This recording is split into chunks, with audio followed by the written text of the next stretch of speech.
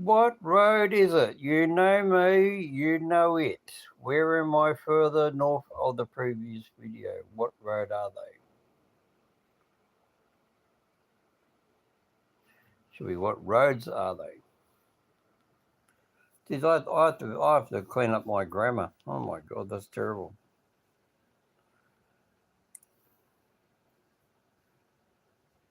Anyway, who's out there? I'm doing some paperwork. I'm sitting here waiting.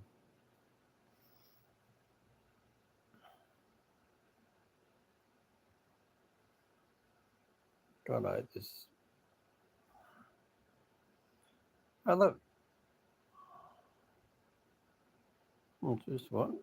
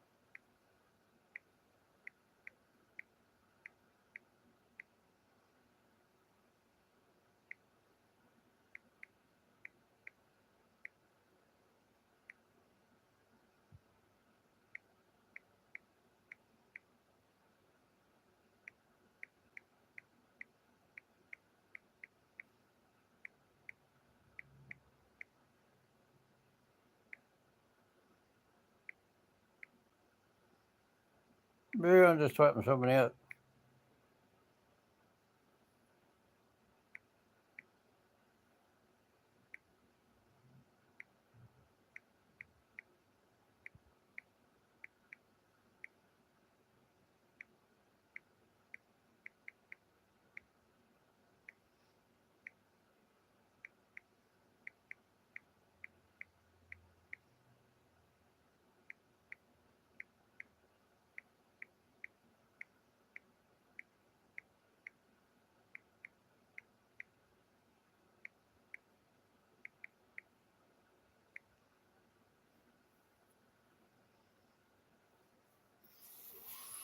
Anybody there? Come on. Where are you?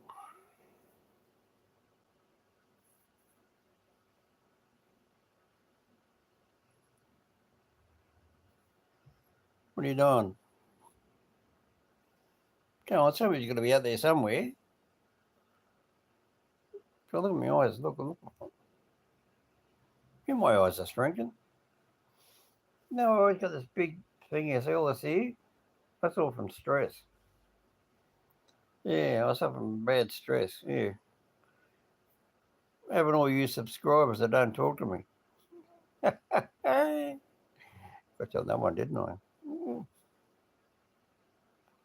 No, I'm just trying to tidy up my YouTube. I put the wrong bloody headings on a few things, and I just thought, well, that doesn't make sense.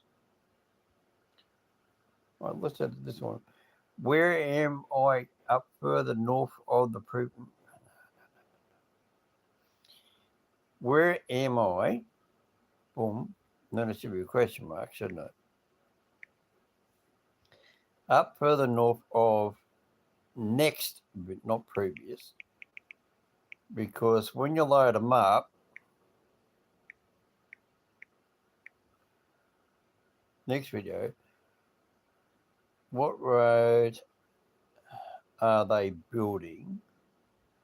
Where, with a question mark, to where? Now makes sense. All right, now the second one, which was the first one I did, what road is it? Oh, that's right. You know me, you know where it is. That's right. What road is it? Right? You know me, you know where it. You know. All right, let's change that to where I go.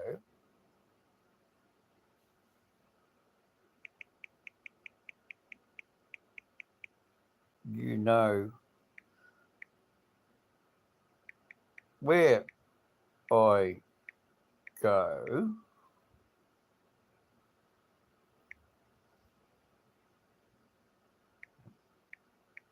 what road is it?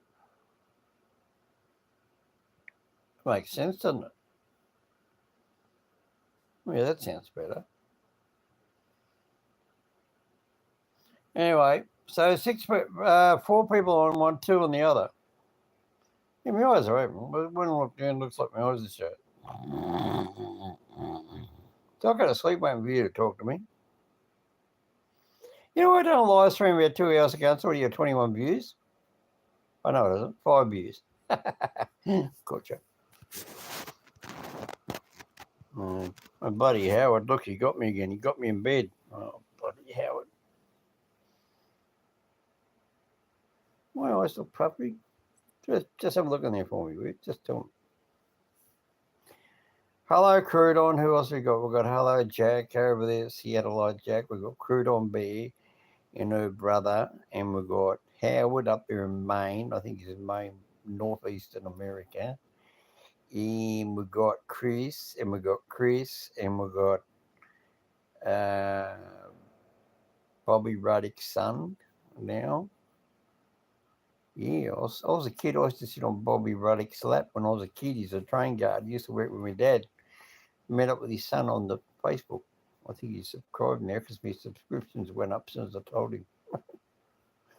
Anyway, but he's over in Australia. One thing I noticed too, lying on bed, just sitting here relaxed and talking to you, isn't it interesting? You say to an American, give you an address to send something to. And they look at it and they go, what? You're in Australia. I can't give that out over the air because some nutcase in America will come around and shoot them. And I thought, no, just use your brain.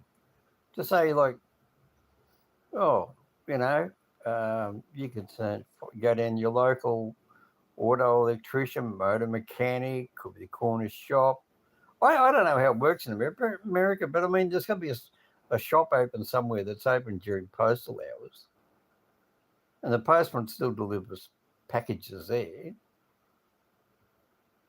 And you just go and say to them, look, I do a YouTube thing, you know me for years. Oh, yeah, righto, Brian, or Sue, or Kathy, or whatever your name is. I don't really want to go pay for PO box because it's ridiculous. I had a PO box down here. Go walk way down on my channel. I used to say, your PO box so-and-so St Mary's. And they wanted $240 a year. Oh, no, gave that away. I got it for 6 months for 120. And all I got was bloody redirected junk mail that I get delivered out the front out here for nothing. So I thought, what's the point of getting the PO box? So my best way of doing it now is just say, look, if you want to send me something, you send me an email. So if you want to send me a postcard, you want to send me a letter, you want to send me something, send me an email first to mrhominoid@gmail.com. And then I'll give you a postal address, not over the YouTube. I'll email it back to you because then I know who you are on your email. It doesn't matter if it's not even your real name because they can still track it if something goes wrong, but it doesn't matter. I don't give a shit. What are you going to do? God, I'm just an old man sitting here watching TV talking on stupid YouTube. I'm stupid as a mad will. You're going to be stupid because you're sitting and looking at me. It's not very nice, Mr. Hominoid. No. You like my kangaroo? You like Kangaroo's voice? All right, Mr. Hominoid. Oh, mate, I've been doing that voice since I was a kid. What? I'm saying it for weeks. No. Oh, I used to do other ones, but I got punched in the throat once, and then I got grabbed around in the throat. Oh, here we go. Got a love message. All right, what do we got? We got a love message here.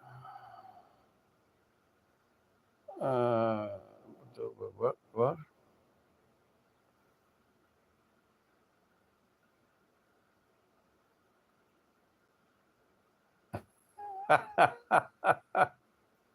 I read the thing on Facebook. Somebody, I also do trains. Like on my channel, I go down and I do all the issues, railway lines. And somebody decided to take pictures of New South Wales railway lines. And on there, they superimposed Thomas the Tank Engine. Right? Now, this is what it says.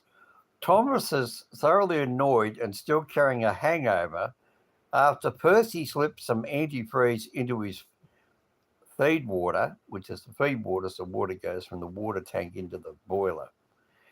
And then to top things off, he finds himself where he thought there was supposed to be a station. Where is Thomas? Answer, the site of the former Schofield station identified by Dave, previous image. And it is the Schofield's train station, the original one, not the current Schofield's in between Quakershill and Riverstone in Sydney. It's the old site. It's where the walkway is. And right next door to it's the Bushfire Brigade and the corner shop. Well, that's where I used to work way back in 1980. It's 40 years ago. It was the old Schofield single-deck platform. There's still a single-deck line.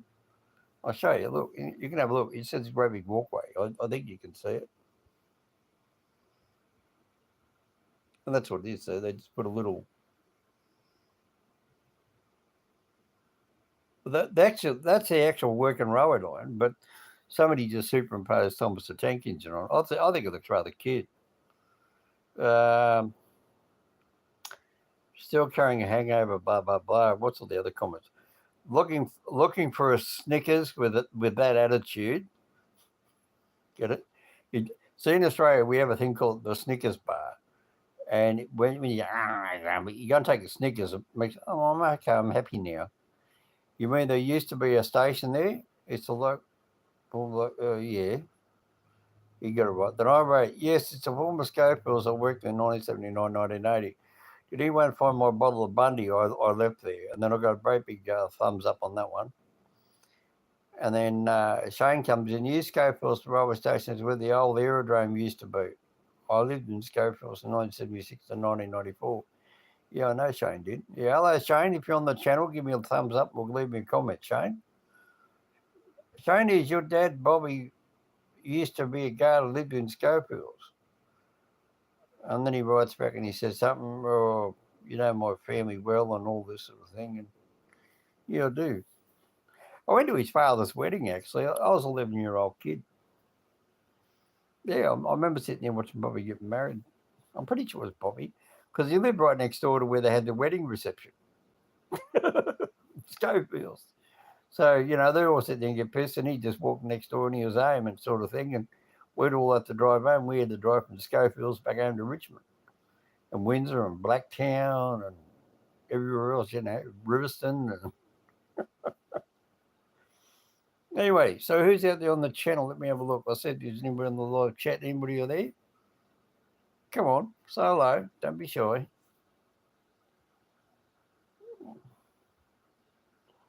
I don't know, what am I going to do with you lot? Howard! Yeah, Howard's going to grow what do they call those things? Long hair right down the back of his neck. I can't think of it. Anyway, I've got a croaky voice. I'm going to have me a cup of coffee. It's just a short video. I thought you'd get a laugh out of that. Anyway, you work out, where am I further up north from previous video? What road are they on? Yeah, come on. Gosh, I made enough bloody videos about the bloody road. Okay, what the idea was, in 1940, when the Japanese were threatening to attack Australia, and they had the change of the railway gauges. And they also, the railway line went from Singleton to Sydney. The old Pacific Highway from Singleton went all the way into Newcastle and then ran down the coast. So if a Japanese battleship set off the coast, they could bomb it, right? Get a battleship and and shoot the hell out of the Pacific Highway. Right? They can come in close enough, and our little bloody cannons on the side of the bloody ocean wouldn't reach. We actually didn't really put any cannons up. We only put one great big cannon up there at the port of Newcastle, and one or two cannons down there in Sydney Harbour. We didn't worry about the coastline, because if you went to the end of the coastline, they'd have to tramp all the way through the Australian bush. And if you're a Japanese soldier carrying all that stuff on your back, there's no way in the world you're going to get through that bush, because you bloody fall down the bloody cliffs and embankments and high ravines, and you wouldn't be able to move. So the army was going to come from Singleton. 1940, we'd have to come by a steam train back to Maitland and turn right at Broadmeadow and come down through Gosford and then come all the way down that way. And then they get out to Clarendon,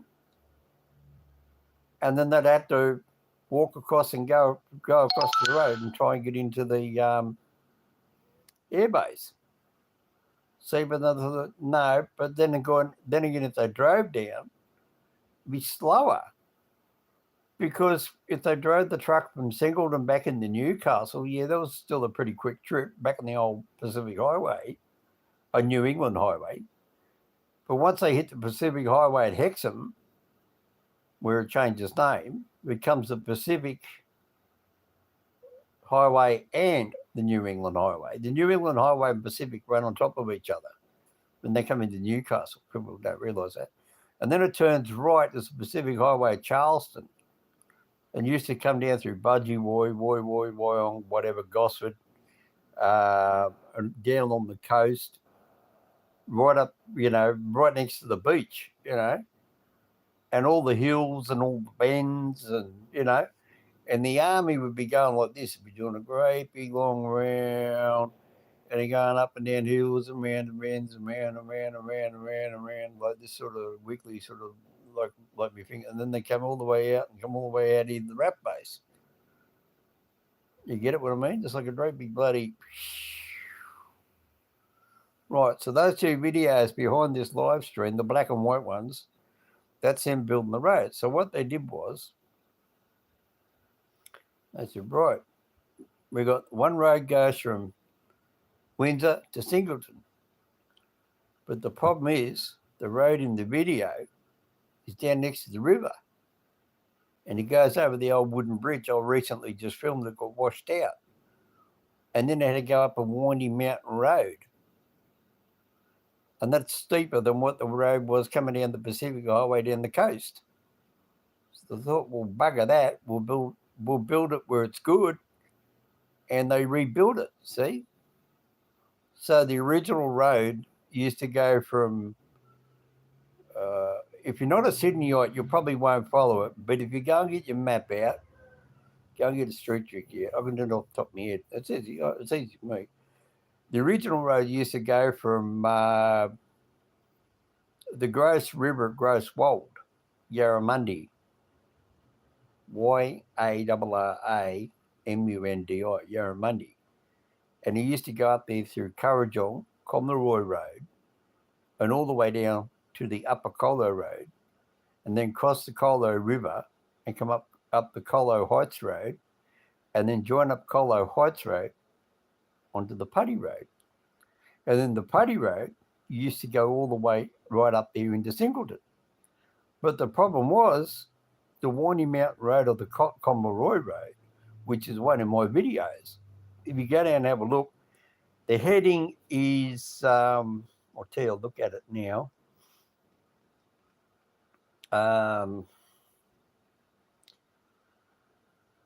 Where's the one? Right. Clear, clean, Colo, do not attempt death will occur. That's the bridge that's in this black and white video behind this live stream. And also clear, clean, having fun, Weenie Creek. That's also where the army would have to go through. But back in them days, it was a wooden bridge, not a concrete road there, right? This is back in 1940. And then you can see there's a clean, clear, Colo, fresh, danger. Oh, you do not attempt. video, 10 minutes, 48 seconds long. And then the one that drives down the riverbank, drives down Conleroy Road, is called, how far down is it? Oh, yeah. Can-Am for David Polides missing girl at Mount Wilson? No, not that one. No, disregard that. Read the wrong one. Where am I? Oh, Howard's, where the go in there is. That's out on that road. Garland Valley, that's out on that road. That's on the Putty Road. That's the halfway house where the army used to stop, actually. After World War II, the army used to come down from Singleton. They used to come down the Putty Road and stop there at the halfway house. It was that big where Dave is there with his barbecue. They used to all come in there and have a big feed. It'd be about 200 or 300 soldiers. Yeah, it was really big. Now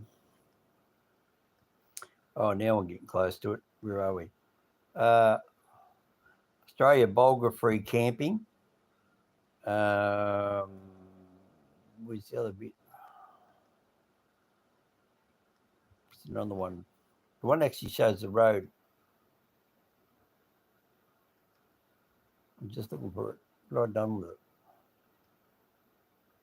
Colo Heights to Colo River Bridge in the wet, 5th of January 2022.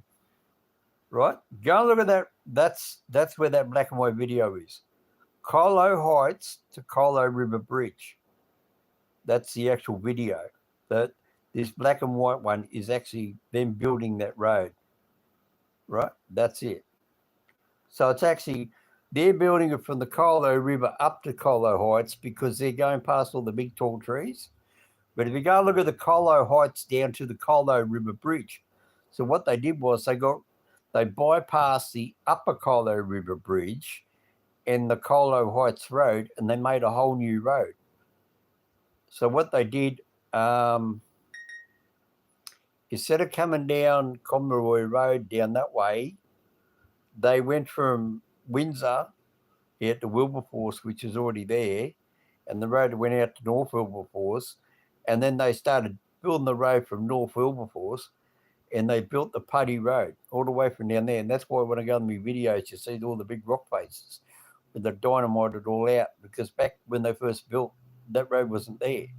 See, the first road from Windsor to Wilberforce is open flat ground. Once you go past the road called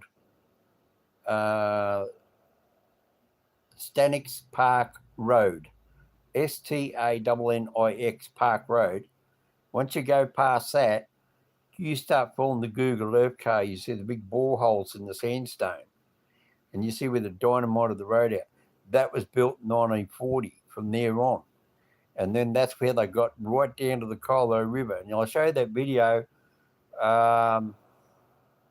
Here it is. Windsor to North Wilberforce Putty Road. And you'll see me, I go right across Stanix Park Road, and then I start going down, you start seeing the big sandstone. Windsor to North Wilberforce Putty Road. And then I got one there, Colo Heights to Colo River Bridge. Yeah, that's that one. The original road, Windsor to North Wilberforce Putty Road. That's the original road before the army built it from North Wilberforce, which is what it says, Windsor to North Wilberforce. Well, once you get to North Wilberforce, there's a BP petrol station. The road used to stop up top of the hill, and you turn left or turn right. There was no road down the hill because there was a mountain range, and you couldn't get down there. So that's where they built the Putty Road back in 1940. Then after World War II, they used the Putty Road as the main highway, then to go through to Singleton or turn off past Bulga, to turn off to go back over to Maitland to go to Queensland. Because if they went down the coast, they had to go up there through Budgewoi and Gosford and wind their way around there right up until about 1980. So from 1940 to about 1990, But they're now just opening the far north section of the motorway. They're building that now from up there around Maitland. There's a little video down there on my channel. I just put a picture up of it. But it actually shows in that latest little Newcastle Raymond Terrace video, you can actually see the road down the bottom of the picture actually says Pacific Highway. That's the original Pacific Highway. It comes up and then goes over the Hunter River. And then the new motorway comes in and goes down like that and goes over the Hunter River. Well, now they're going to build right over the Raby Buddy Freeway Bridge. So that's what killed the Putty Road, because they built that motorway from Hornsby in the city of Sydney right up the coast, right up to join up with the direct line to Brisbane. But to the right, as you go north, is the east coast of Australia, which is Gosford, Budgie, Woy, and all those other little 20 towns. It took all the pressure off that road. So you go and look up a town called Wyee, Wyee, you'll still see the sign street main road called Old Pacific Highway. And that's where I used to drive when I was a kid. I used to sit in the car with Mum and Dad. That's where we used to go to Queensland. And you count up all the traffic lights. Yeah, you count up all the traffic lights where it comes up the highway and comes down there into Gosford. You start counting all the traffic lights from there right up to Hexham and Newcastle. There's 100 mile, about 80 mile of bloody traffic lights. There's a traffic light every couple of 100 yards or every half a mile, quarter of a mile. Then there'd be a gap and then be another big bunch of traffic lights. Imagine being a semi-trailer. You're driving up the road and you're going up a hill, boop, got to stop. And then you got to stop, start on the bloody hill, and you've got a semi-trailer on the back. Used to take a semi-trailer 5 hours to go from Sydney to Newcastle. 5 hours. Now it takes them an hour and 10 because I get on the motorway, straight through. Big difference from 1970 to now 2020, say, or 2022. Big difference, isn't it? But look at how much money it cost them to build that. Well, that's why I made the two little black and white videos. I guess to show that's how they first avoided the Pacific Highway down there through Wyee and Woy and all that, because they didn't have the money and the technology to build the freeway, the motorway. So they just thought, oh, okay, what's our quickest, shortest way to get to Singleton, to get the army troops down to Sydney? So they used all the old convicts road that comes from Singleton out to Bulga. And then from Bulga, it was the convicts road. And then they rebuilt that road as far as they could all the way down. And then they started working their way from North Wilberforce, Stanix Park Road, working their way north. And then the two met up there in the middle. So if you want to go down and see that video, I'll tell you what it's called. It's called, where'd it go? Somebody took it. I think it's on my, give me a second. Where am I?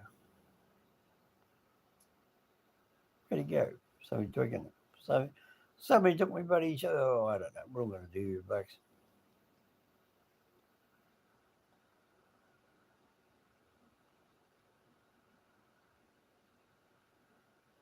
No, wrong one. I lost it. It's under. That's where it is. It's under New South Wales. Oh yeah, you're right. Yeah, like chat. Anybody on there? Geez, all it shows is my bald head. Woman dies after boat capsules dying in Australia does celebrations. I wonder where that was 2 hours ago. Want to have a listen? A woman has died and 4 other people have been rescued after a small boat capsized in fast-flowing water and tumbled over a weir on the Nepean River near Penrith. Marker is meant to warn of the... Remember I was just talking about the Hawkesbury River and the young kid that got murdered? That was Windsor at the Hawkesbury River. Well, where the Hawkesbury River goes right at the very beginning is where the Gross and the Nepean. Well, then you go from that point, you go upstream, you hit the city of Penrith. And that's where that just happened. You see there's a monument clock on my channel way down on Mr. Hominoid channel, and that's that. And I've actually, the weir is the one where I said, what's this weird thing down here by the river? And somebody said, oh, that's the fishing. That's for the fish to swim up past the weir. It's like a gate canal. That's right where they're going over the weir in their boat. That's exactly it. Hang on, let's listen to the story, and then I'll show you the video. Danger were swept away in the floods early last. Hang on, A woman has died and 4 other people have been rescued after a small boat capsized in fast-flowing water and tumbled over a weir on the Nepean River near Penrith. Marker buoys meant to warn of the danger were swept away in the floods early last year. It looks calm, but here near Penrith, the Nepean River comes with a trap for the unwary. And this is the sad result of a day out boating. An overturned tinny, patrol cars, a police chopper overhead, and a woman whose life could not be saved. Locals out for an Australia Day walk, saddened by what they saw and heard unfold. Something has gone wrong. Terribly. The boat, with 5 aboard, was spotted by those on the riverbank. I thought it was quite bizarre that they were travelling at that speed towards the weir. I don't know why the council or whatever haven't got signs up. Locals say there used to be safety buoys to warn boats about the dangers of the weir, but they haven't been seen since major flooding last year. That factor was at work again today. Sydney's western rivers swollen from a recent run of rainy days. The boat flipped as it went over the weir. Rescue helicopters and watercraft quick to arrive and save lives. There were 2 people clinging to the boat. They were lifted to safety. The others were washed downstream with the current, then located. The woman in her 30s in a critical state. She was unable to be saved. The remaining 4 have been treated in Nepean Hospital for minor injuries. The weir was the scene of a desperate rescue only 2 months ago. Again, a boat capsizing. Fears 2 men had drowned. The pair eventually spotted clinging to trees and rescued. Now today's grim lesson, there rarely is a river without its risks. Annalise Bolt, 9 News. Not good. Not good at all. Well, let's show you those. I can actually show you the bollards they're talking about because actually it's on my video channel. It's way down the bottom. I filmed them. I made up a video about it. So that's a problem with our government. You see that over here in Australia at the moment, everything is COVID-19 and nobody's doing what they used to do. Everything's sort of come down there to a stop. If you want to see the video, what the bollards look like, see what happens is, you got 14,000 square kilometres of rainwater coming down over the Warragamba Dam, 14,000 square kilometres of rainwater come down the first Nepean River, and they then join up south of the Warragamba Dam, and then they come down and hit Penrith, and then they hit that bloody weir. So that's why these people just got killed at Penrith, because they never went back and put back the bollards since March last year. Yeah, somebody just died here. Hello, somebody's on the channel. Yeah, so somebody died at Penrith today, went over the weir on a boat. Yeah, chat's over, he can come say hello. Went over the weir at Penrith, and I'm just trying to find the video where it shows the actual buoys that should have been there, that I filmed when COVID first started, and we first went out, started going around a bit. We had to try and find something to do, and I went down there one day and I filmed it. So, but nobody's ever seen the buoys since.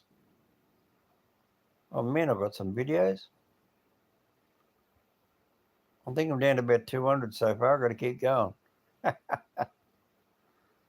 Oh man, that was bad. She died. She did. Boom.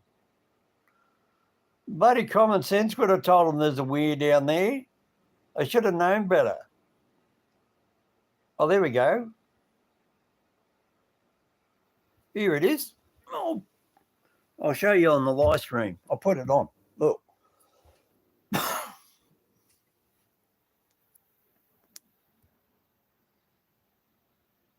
am I going? Penrith?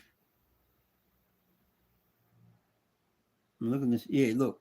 See? Penrith Weir. Mysterious Gate, right? Let's you and I sit down and watch this together. Here we go. So there it is there. There's the there's the bollards. Hang on, I've just seen one.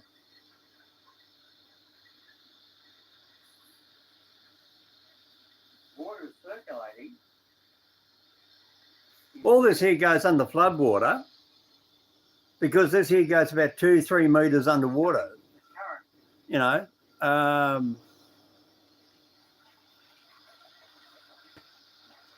See, because I study water, that's what I do. That's what I used to do. Water movement. Hang on, let's just see if I can find this bollard out there in the river. Oh, there it is. There's the weir right there. Look. So that line right here, that's the weir.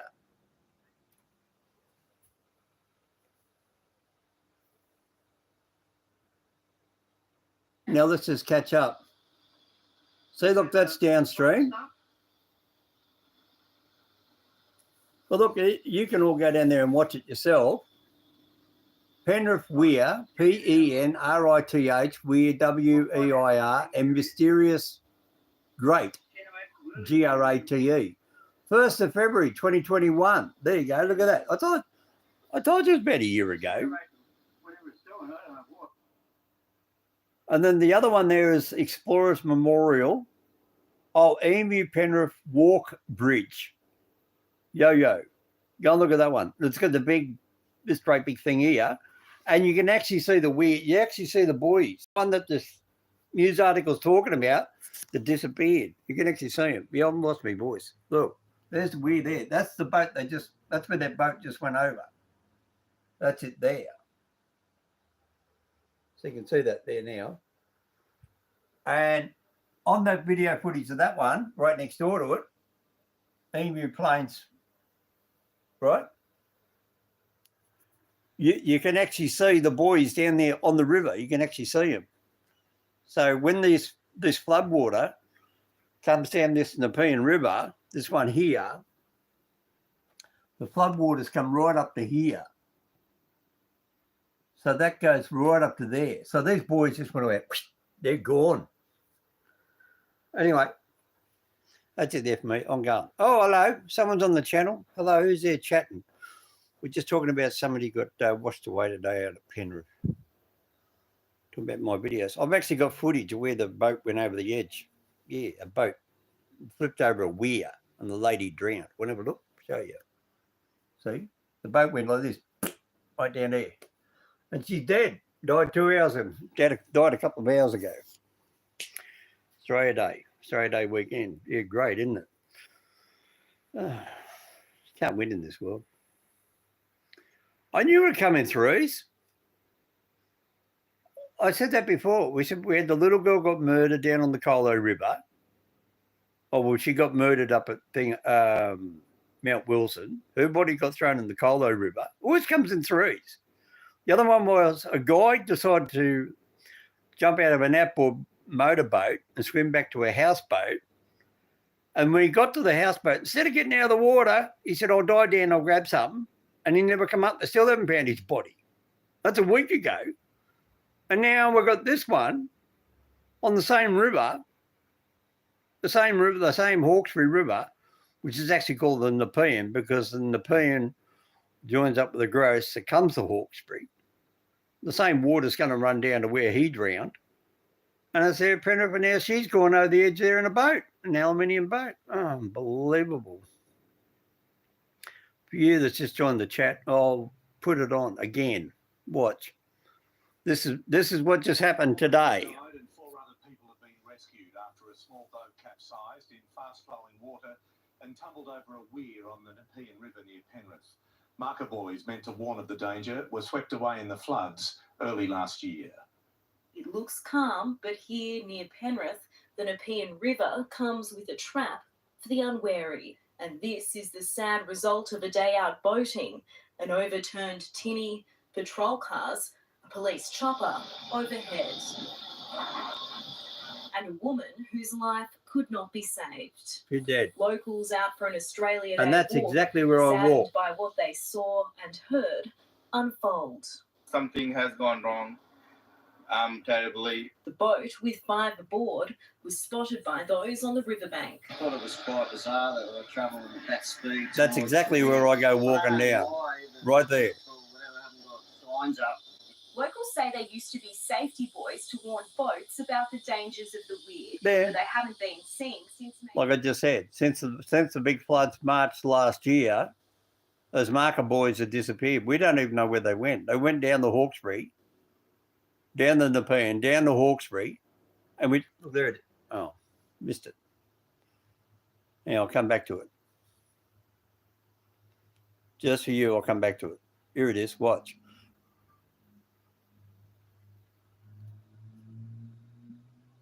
Again today, Sydney's western rivers swollen from a recent run of rainy days. That's The yeah. boat flipped as it went over the weir. Rescue helicopters and watercraft. You see how arrived high it is and saved now? lives. So the weir is virtually sitting level. It looks when you're in a boat, you're driving down there, you don't see the weir. It's just because the water past it gives the optical illusion, and you go, boom. It's like driving off a cliff.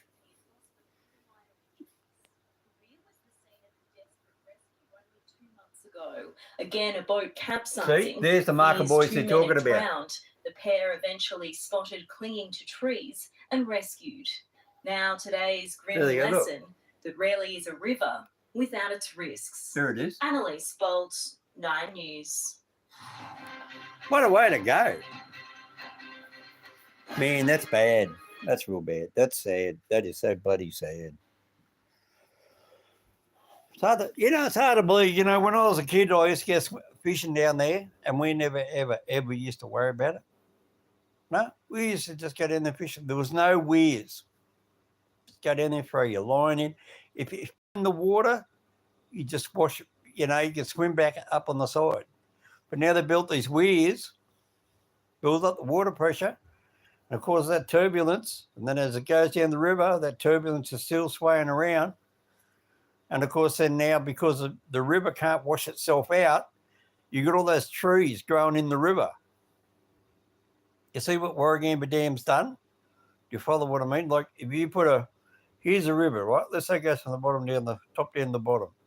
You put in a dam, and every time it floods and the water comes down, if you don't have a dam, every time it floods, it washes down and takes any loose trees out of the riverbed, right? And it keeps the river corridor nice and clean. It's like your front door. When you walk in your front door, you keep your hallway nice and clean, right? But once you put a dam up there at Warragamba Dam, and you put another dam on the Nepean Dam, and the water builds up, it gives the trees time to grow with real big roots. You get what I'm saying? So it used to be every little storm that we ever had before the Warragamba Dam, every 3 to 6 months, it'd wash the river out. But now, Warragamba Dam's there, it only overflows every 10 years. So then the water comes out over there, washes down, but the trees are too strong, they stay there. They don't get washed away.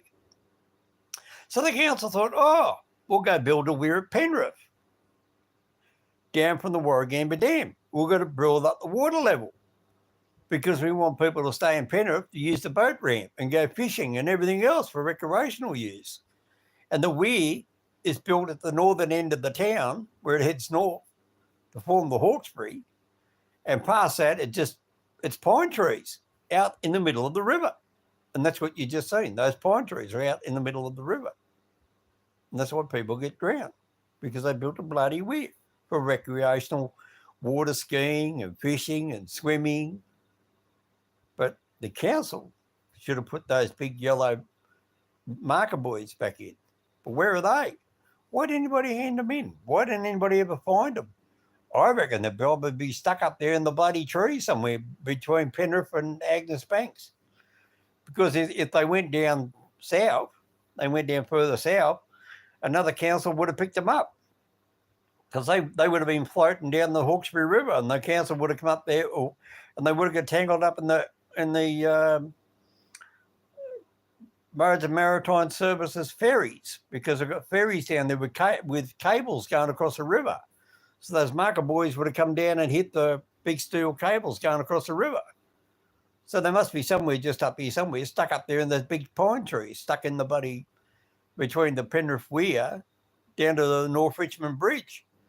Because if they floated down there in the flood, they would have got caught up on the North Richmond Bridge or the old Windsor Bridge. So they've got to be somewhere between Penrith and Yarramundi. Probably sitting up there in a bloody tree. It's not doing anybody any good. Anyway, who's on the live chat there with me? Come on, say hello. You can just type in, say g'day. I'm losing my voice. If someone doesn't start talking to me and I don't stop talking, I'm going to lose my voice box. Is that you, Chris? No? No, I'm not going to play guessing games. Oh, what a day, what a day, what a day. Yeah, what was I talking about before? I was trying to find a video. I was talking about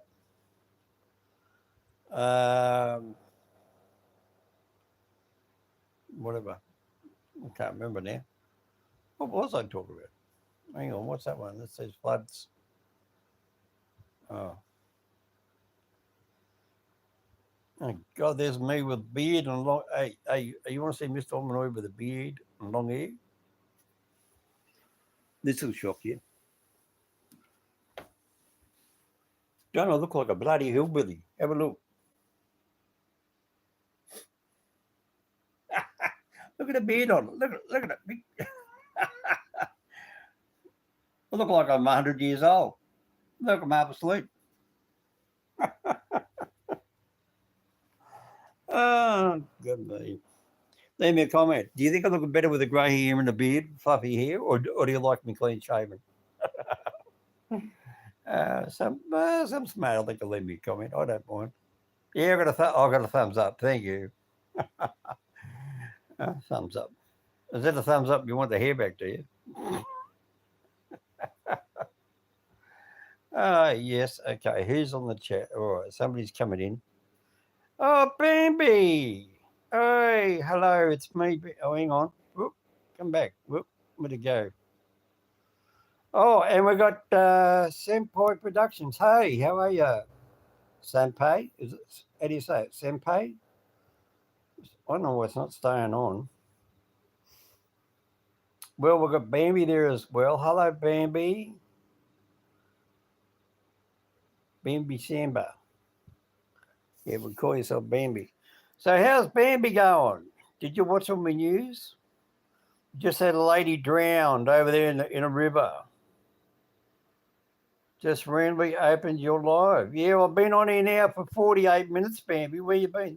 Oh, sorry, Samby. Where is the bloody thing? Senpai, but I love your vibes. Thank you. I like the cat. You know, it's so hard to try and do a live stream on a phone. Yeah, I'm lying on my bloody bed. It's been bloody raining outside. And it's cold and bloody miserable. And it's horrible.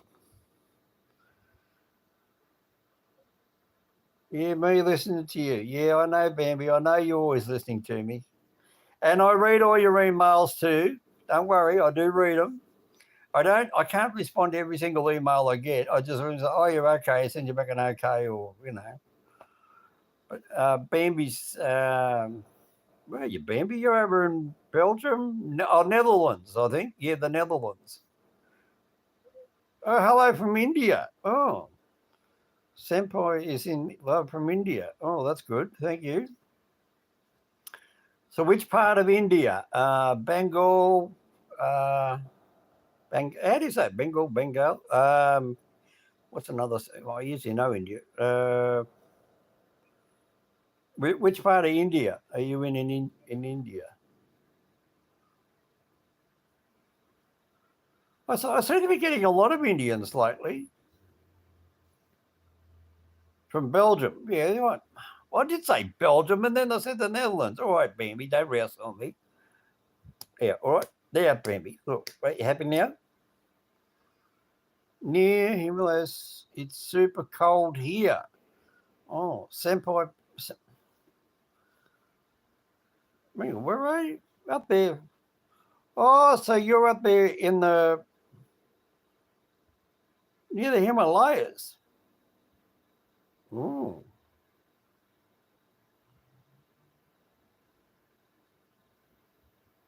Atak, what? Atak. Man, God, you got some good Indian words over there.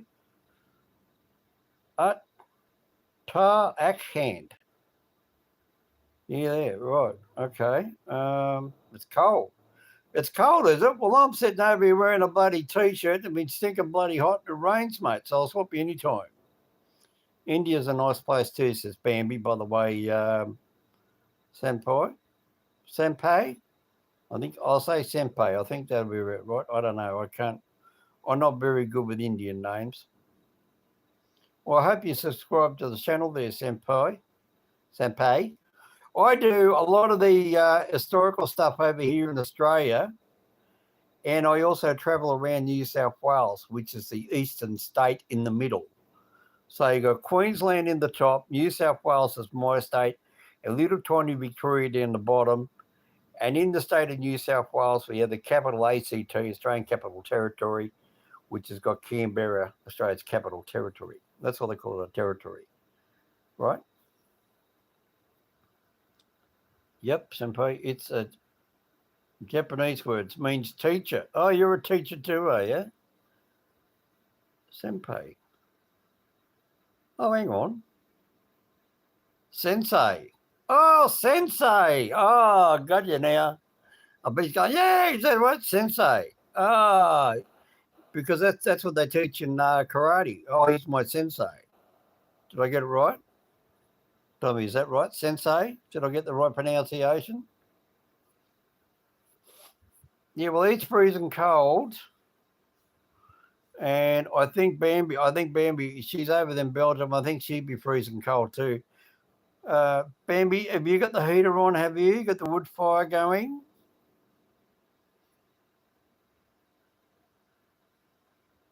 Wow, you are so cool. I am 20 and guess I could learn many things from you.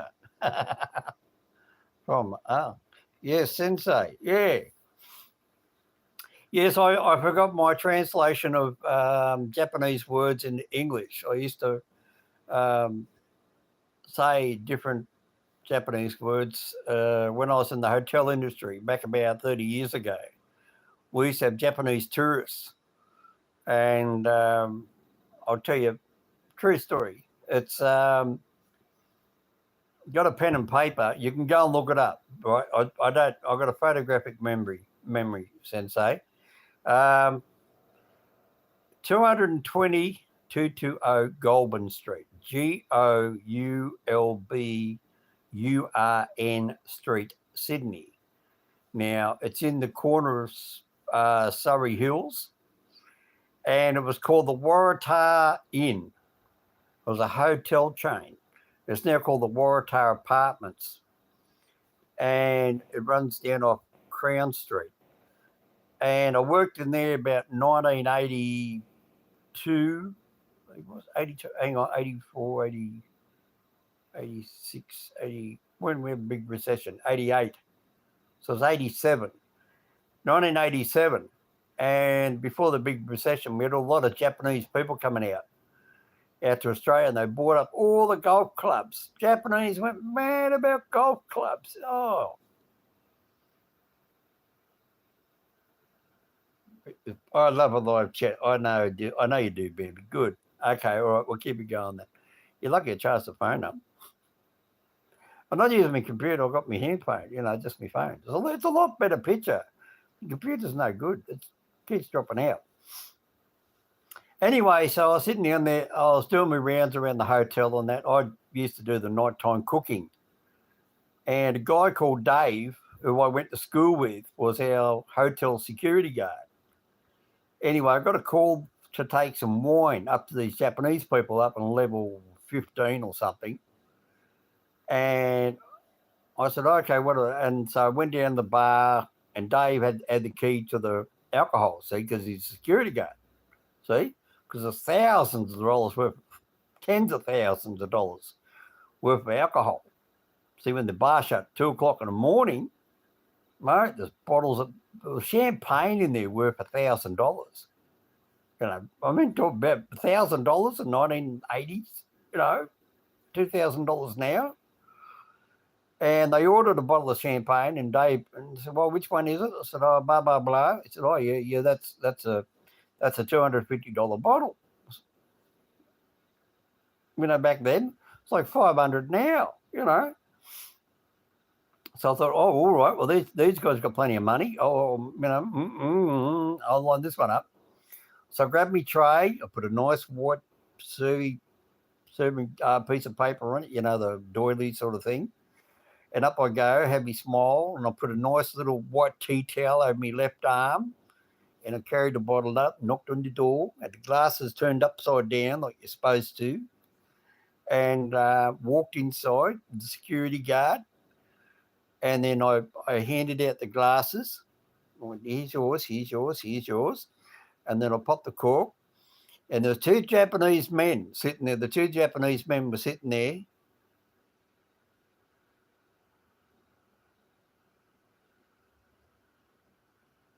That's right. Yeah, I could talk to anybody from anywhere.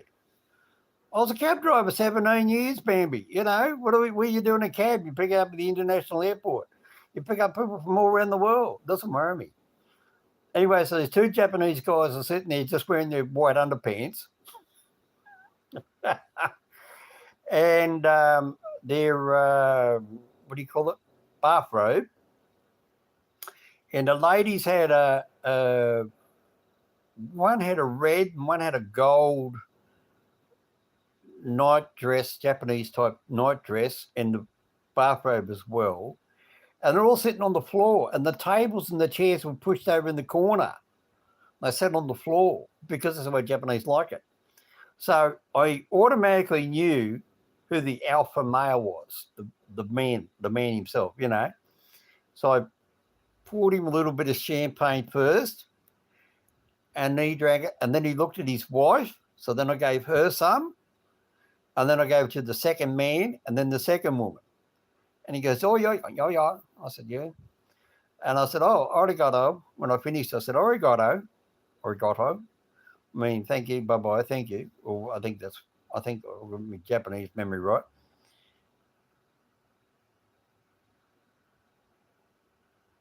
"Oh, thank you, baby." Anyway, so you ready for the punchline? So I said, "Okay, there you go, thank you." So I went to walk out the door, and the Japanese man says, No, wait. He walked over to his wallet, and he gave me a $200 tip. $200 tip, $200. Walked outside the door, turned around, bowed, and he bowed back to me like I full bowed, and he bowed. And yeah, damn lucky me, you bet, Sensei. Yeah, you bet. I'm not stupid, because the Japanese are buying up everything, mate. They were spending big here in Australia. They were paying double the price. What people used to. A bloke bought a golf course for $1 million, and the Japanese bought it for $2.5 million. Mate, they were spending money like that. And then all of a sudden, the Japanese economy went. You go and look up your Japanese history. Back in the late 80s, the Japanese economy went. That's what it was, right at the top. And I walked outside the door with Dave. I bowed, put the bow down and walked away. He shut the door. And Dave said, "Oh, do I get up?" And I said, "No." I said, "Did you serve the drink?" "No." I said, "Did you talk Japanese?" "No." I said, "Well, what do you expect?" I said, "You're the security guard. I'm the guy that had to entertain the hotel guests."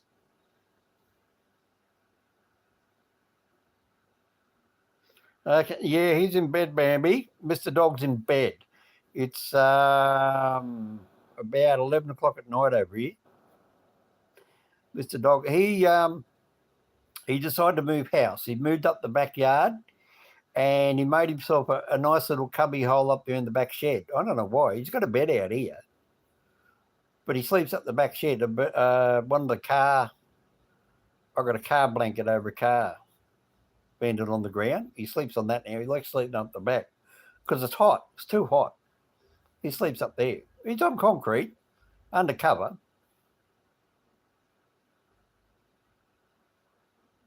He must sleeping a lot. Yeah, he does. He does sleep a lot. He's getting old. He's pretty old. He's 17 years old.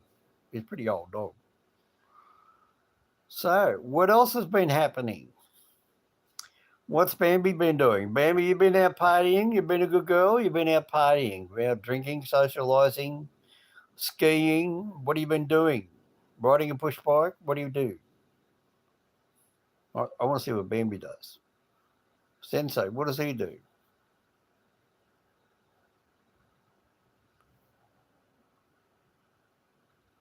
Oh, you're into crypto. Well, Sensei, I just had some guy ring me up from London, and it was a computer hacker. And he wanted me to turn on my computer and he wanted to do my banking. And I thought, no, bye-bye. Yeah, he was from London. He come up on my phone in London. And I went, hello. And I thought, and then it was an Indian guy. And I thought, oh, yeah. And he said, oh, he called me by my name, my actual name, not Mr. Hominoid. And he said, oh, we want to give you $4,000 in crypto. And I went, oh, yeah, right. Yeah, sure. He said, I've got to line you up with your bank account. Got to, transfer some money over to your bank account. Yeah, right. Yeah, not going to happen. Look at now video with coffee. A cup of coffee. Is that what you just said? You said that. Hang on. Look at now video with a cup of coffee at home. Oh, you wonder, do I have a cup of coffee? Oh. Yeah, of course I do.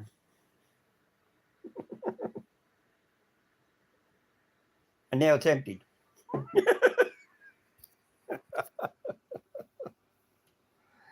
Oh, Bambi says, yeah. I bet Bambi's going to send me over a jar of coffee, aren't you, Bambi, all the way from Belgium? No, Sensei, no. Oi. Yes, Bambi, oi. It's O-I. Yeah, O-I, not O-E-I. It's O-I. Yeah. Yeah. So who do you live with, Sensei? I bet you Sensei's married with 5 kids. I bet you. 5 kids, Sensei? Yeah. I don't know. What Sensei is it? Like you're a bloke, I take you're a boy, male, man, I take it. So we have names here in Australia, the male and female, like Kim, K-I-M, that's a boy and a girl. No, laugh, I'm just a student. Oh, okay, but I'll take it you're a boy student. All right, okay. Mr. Dog's rattling out there in the kitchen, I think. I can hear a noise out there. He's probably come down for a quick feed. Oh, yeah. So what are you studying, Sensei? What have you been studying? Sensei's probably going to... So you do crypto, but you got to do something else. You can't just do crypto for a living. You got to have money in your pocket. Because you got to let your crypto build up. Any tip for me in my life? I want to live fully and try everything out, but don't want to regret anything. Well, okay. The best advice I can give you is always be honest, be happy, be watchful. And the 3 most really important ones is you're watching, Sensei. When you look, you see. You know what that means? Right, you're looking at me, don't you? Right. Now, what colour are my eyes?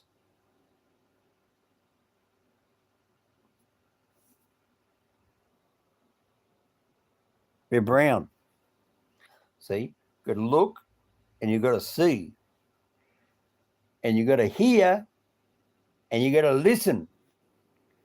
And when you're walking out over here in the bush, over here in the countryside, what we call the bush, Americans call the woods.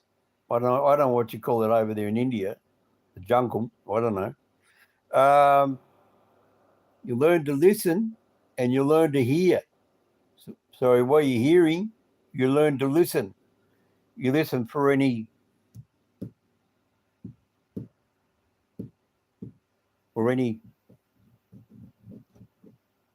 sort of strange noises, and you go, "What's that?" Or you might hear a snake, a brown snake. You get bitten by a brown snake, you got 3 minutes. 3 minutes, and then you're dead. Gone. So learn to look and see, learn to hear and listen. Be happy. Hey, you like this joke? What's this? Hey, Bambi, what's a good joke? Hang on. Heard this one. I'm learning this one. Somebody told me about it the other day.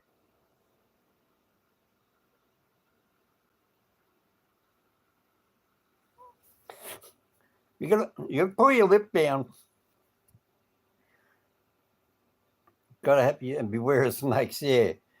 No, but you've actually got to be wary of people in life. That's what I'm trying to say. You got to be aware of everything around you all the time. It wouldn't matter if you're in the city or you're in the country, town, or out in the bush, as we say, or out in the woods or out in the jungle. You always got to be aware what's around you. People are going to try and con you and scam you and want to borrow money and be your friend. When somebody says to you, "You can trust me," you don't. And the best way to lose a friend is to lend them money. I've learned $1 million. I lent $1 million over 50 years, I'd say. So, how much is a friendship worth? I'd say it cost me $1 million in friendships, right? Don't lend money to your friends. Say, "Look, I love you. You're my mate. But if I lend you money, you will have an excuse not to pay me back.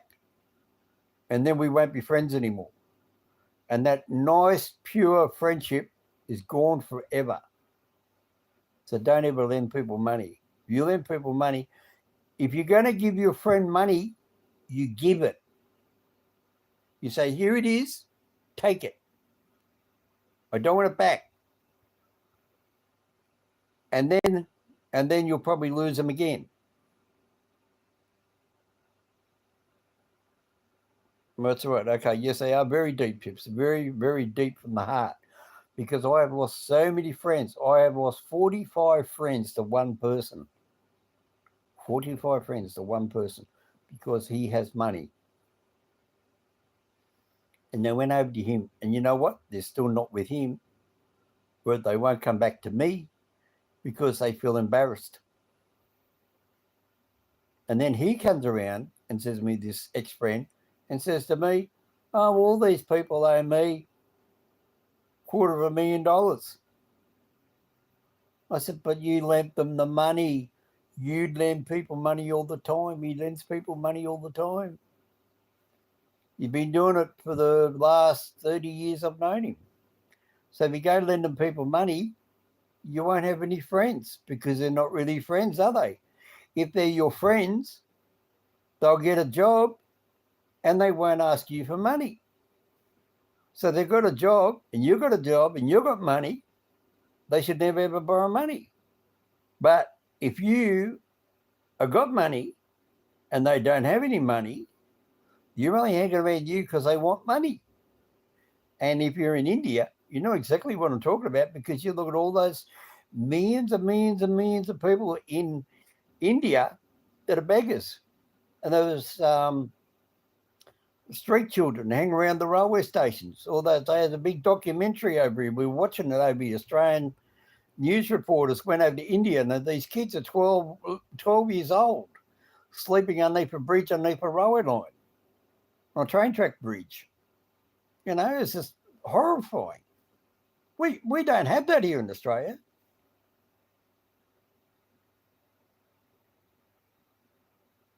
Hello, Amanda Chowdhury. Hello, Aman. Oh, mate, I missed it. Whereabouts are you from, Aman? Oh, Aman. Aman. A-M-A-N. Hello, how are you? Those who don't like assassins. Yeah, they are. Because they've got to fight to survive, mate. Because they're hungry. Oh, Aman is in India, Delhi. Well, Aman, meet Sensei. He's in northern India. Yeah, he's up further north. He's Bambi, friends, aspect, and love. Oh, respect. I think you're trying to write this. Respect. Yeah, not aspect. Yeah. Yeah, Puri, India, me, Bahe, what? You sort of went back into the Indian language, I think. Or the phone didn't quite come out right. Yeah, Puri, what's a Puri, India, me, BH. Yup. And then Aman said, yup. Well, we've got to hold the thing open. Respect, yes. Yeah, so I guessed it there, Bambi. I guessed it. Oh, this is good. You know, this is the busiest live chat I've had in ages. Live chats have been a pain in the ass. I usually turn them on, I end up talking to myself and nobody else is there.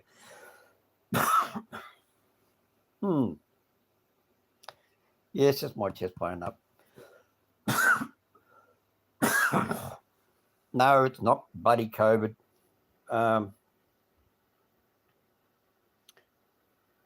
Respect, yes. Yay means they are all over India. Aman says, what's my permission? Sensei says, how I feel good taking advice from you. Oh, well, thank you, Sensei. That's good. Anytime you want advice, make sure you click on the Mr. Hominoid on YouTube and ring the bell.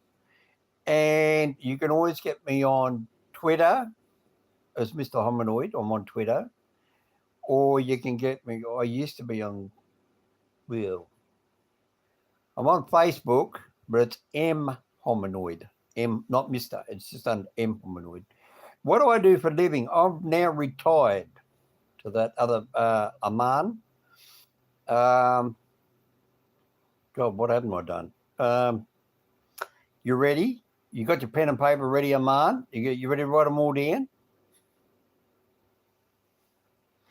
Okay, I was 16 years old. I started working on the railways in Australia, and I worked on the railway stations, and then I stayed there. I done all the signals, and then I became a booking clerk, a parcel clerk, a goods clerk.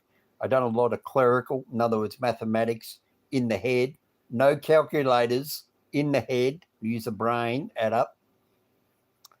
And then I left that, and then I went out and I went into my own business. I started carting iron bark off trees. We have a tree called a tree, Tree, called an iron bark tree. And I used iron bark off the trees that they were cutting down from the property over that way from me, which used to be heavily wooded, like with a lot of trees. The Australia is a lovely place. And they were turning it into a dairy farm. It's going to be a massive, great big dairy farm. So they said, well, we're going to take out 2,000-3,000 trees. And so my group of guys went out there and they cut down all the trees and they cut up all the iron bark off the trees. And I took all the bark and I put it on my trailer and I got it cut up into little pieces, bigger pieces, different size pieces, and they put it in pot plants. So if you want to make some money, put in a pot plant. You know when you get a pot plant and put a new little plant in it and you put a stick in it and you tie it onto the stick? Well, I used ironbark because Australia was using plastic, green plastic thing that looked like two long bars like that. And had three little bars across it and people stick it in the pot plant. To me, it looked ugly, it looked plasticky, looked artificial. So I gave them a nice piece of ironbark natural tree and it looks much nicer. So I sold them. I was making $2,500 a week. $2,500 a week, 1984. You know what that translates to now? $7,000 a week. That's what I was making. And then we had a thing called Greenpeace. You probably heard about Greenpeace. They want to protect the trees when they come out. So then I went into the taxi industry. I went into the taxi game. I drove taxis in Sydney. I did that for 12 months, and then I got my country cab license, and I drove taxis throughout the whole state of New South Wales. New South Wales, Australia is different to India. We have, how would you say, more financially better off people than poverty little farms out in the back foothills of India. I'm talking about big country towns spotted all over the state, right? Big country towns. And in some country towns, there was only one taxi. And I drive up there in my big motorhome and I give that taxi driver a holiday. Oh, I did. I had a hell of a lot of professional life. And then I give all the country cab drivers a holidays from Sydney to the Queensland border to out the west out of Broken Hill and down the south down to the Victorian border. So I had 1,000 kilometres north, 800 kilometres south, and 1,600 kilometres west. And I covered that whole state. And I still got and then I got a interstate coach license. It's a big bus you drive over here in Australia, and it goes from big city to big city. And they've got sealed windows with air conditioning and sit up nice and high. That's called an interstate coach. And all the windows are sealed shut. And it's like an aeroplane. I had my license to drive them. And I also had a local bus authority. So I drive the local school bus or in the city bus, or I could drive a country town bus. And I could drive that as well. So I was still driver. So I was taxi driver city, taxi driver in the country, interstate coach driver, and local bus driver. Then I went back into the engineering, and then I went and done timber bridge construction.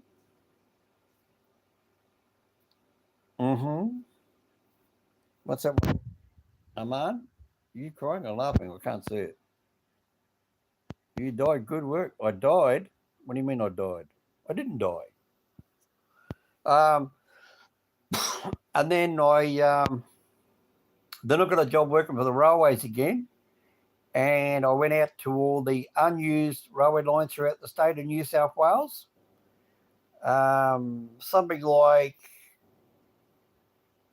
this one here. I'll show you a picture. I'll show you a picture of one. One of these ones.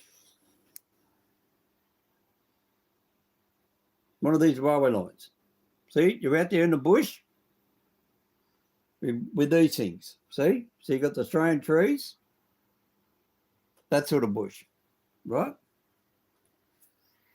That's what else. Ah, I see. Right. Yeah, that's where else I went. And then I did, actually, I got one here, actually. I can show you. You can actually watch it on camera. I'll actually I'll play it for you. Actually, have you guys ever seen an Aboriginal Australian? I don't think you have you? Well, this is why Bambi Sambi likes me, Bambi. Don't you, Bambi? You ready for it? This is a real Aboriginal Australian.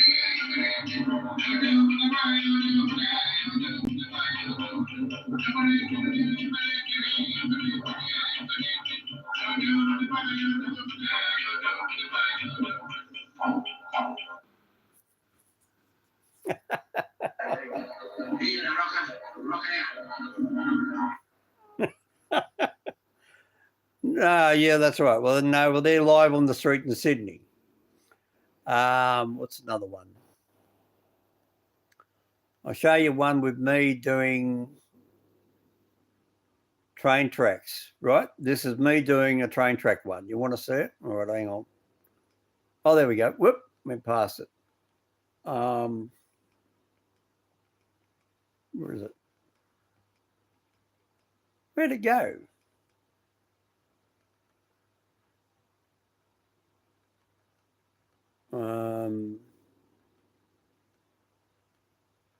I just looked at it. I just lost it. Where'd it go?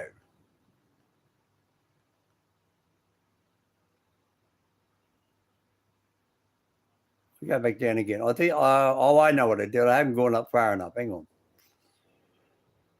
on. This bit of railway line is now gone. I filmed it, and 2 weeks later, it was gone.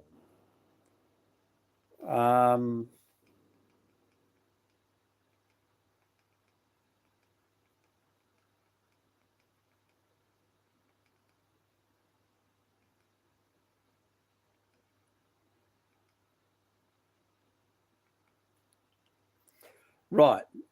This piece of train track I'm about to show you has now been ripped up. It's gone.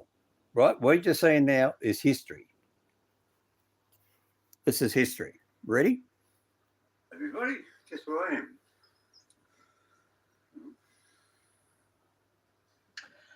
Now, I don't know if this camera's got a rotating camera, so I apologise beforehand. I've never ever used it before. I don't know if this is going to be one of those vertical pictures or a big full picture. Yeah, well, that's all gone now.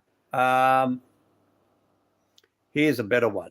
All right, you might like this one. This one's a bit better. There we go. This is 905 kilometres north of Sydney. I'm in Sydney. It's 905 kilometres away.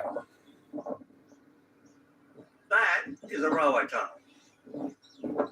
Yes, your favourite Mr. Hominoid is up here, up at that bloke's place. You know that bloke? His name's Billy. Everybody know Billy? Yeah, Billy Nudgel. Yep. See how the bell's got a bag on it? See? Ocean Shores, Brunswick Head. Where is it? Hang on, put it back a bit. Right, I just paused it. I'll put the colour up, right? I'll explain something to you. So it's got a bag over the bell. It's covered over. The rails are brown. They're rusty. And there's green grass in the middle of the train tracks. That means it's an unused train track. That's 905 kilometres from here. And I went up there just to inspect the track, just to walk along it. That's what I do. I do the great big bridges, you know, the big, where's one of them? All right, I'll show you a bridge I do. Oh, God. I got rid of a lot of my railway stuff, and I just thought, no, I'll never do it again. Okay, hang on, catch up in the chats. I'll catch up in the chats and I'll come back. What we got? Aman says, yep. Bambi says, Australia is a nice place too. Aman says, sounds like you lived hell a lot of life professionally. Yes, I did. Bambi says, you died good work. I did good work. Yes, I did. Bambi says, yes, you did. Aman says, yeah, I see. In movies. That's right. You've seen the didgeridoo in the movies. Bambi says, thanks for helping. Hello again, says Tony Fowley. Hello, Tony, you're back. Hope you are well, sir. Right. I think Tony. Now, hang on, Tony, you're over in, oh, I nearly lost it. You're over there in New York, I think. Are you, Tony? New York off memory? Penoy Dam. Okay, that's some hard task. Yes, it is, Aman. Doing train tracks. So Tony's going to get back to me where he is while I look off screen at the moment, and I'm going to try and find a bridge, a railway bridge I inspected. Oh, God, where's one I can find? Well, there's this one here got hit by bushfires. No, that's not a railway bridge. That's something else. Hang on. Oh, hang on. Keep looking. Yeah, I'll come back on the live stream in a second. Now Bambi likes following my channel. She knows about a train at Byron Bay. That's called the Byron Bay solar powered train. And somebody's letting go fireworks outside. I can hear them.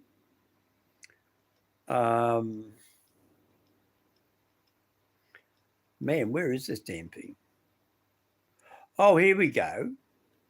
This is another disused railway line, right? You want to watch it? Right. Here comes another disused railway line. Okay. There we go, Mullumbimby. Oh, look at that. We've got tagged out, see? Mullumbimby. They don't run trains at Mullumbimby anymore. Nick Reiner sent to that 1980. He destroyed the railways, separated it all, got rid of the coal, the freight, the goods. See, so in Australia, New South Wales, we have 26 unused railway lines. See, look, it's got, see the rails all brown and rusty? See, look, no train, not shiny. Wood, rotten, no good. Right? Green grass, overgrown. No more trains. No trains have been there since 2004. Makes you sick. Makes me angry. You want to see a big bridge? Oh, here it is. Here's a big bridge. You still there? Everyone wants to see the railway bridge? Right. This is a railway bridge I inspected. There it is. I'll freeze it on the picture. This is a disused railway line bridge. This is inland New South Wales going north, but inland. It's not on the coast, it's inland, right? This bridge was built in 1884 to 1886. It took them 2 years to build it.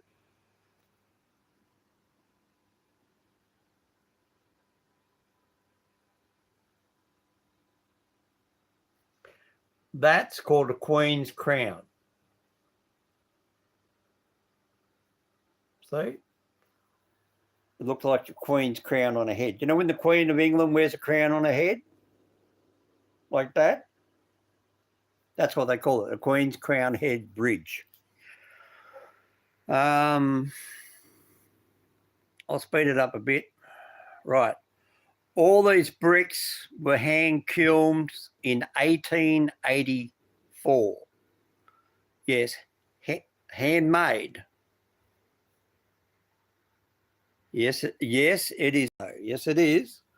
They're handmade in 1884. See the big sandstone up here? That's sandstone.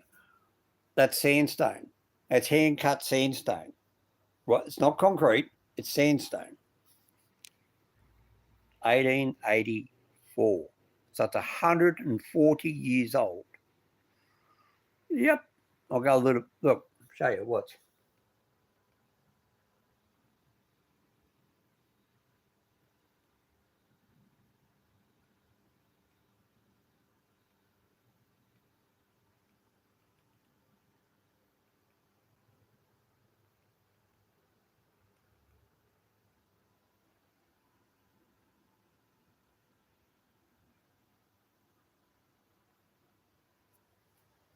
What you're just looking at, no other Australian gets a look at it. They're not allowed to get down there. The public are not allowed there. Only me. I'm the only guy who's allowed to go in there. Me. I'm the inspector. That's it.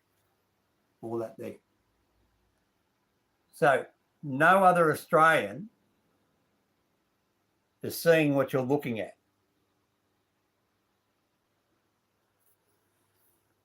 Right? You have seen what no other Australian in Sydney has ever seen. That's where I go. Places where Australians in Sydney, Australians don't even go.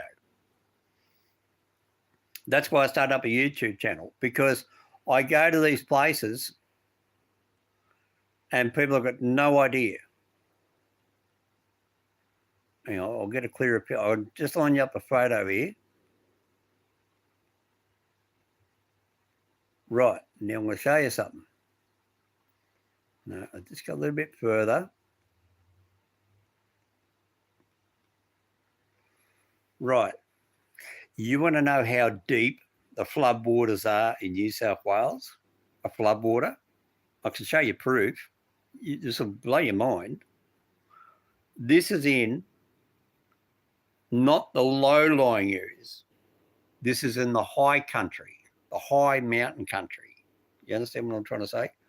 Right, about 2,500 feet above, 3,000 feet above sea level, which is about 1,500 meters, 2,000 meters above sea level, right?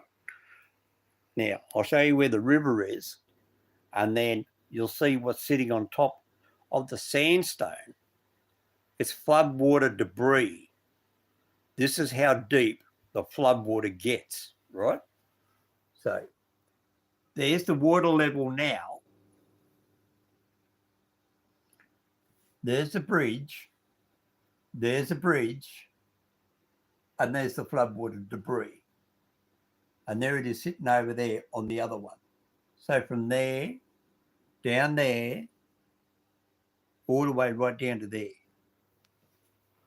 Want me to do it again, just so your eyes can, your brain can process it? Yeah. 40 foot deep. 40 feet deep.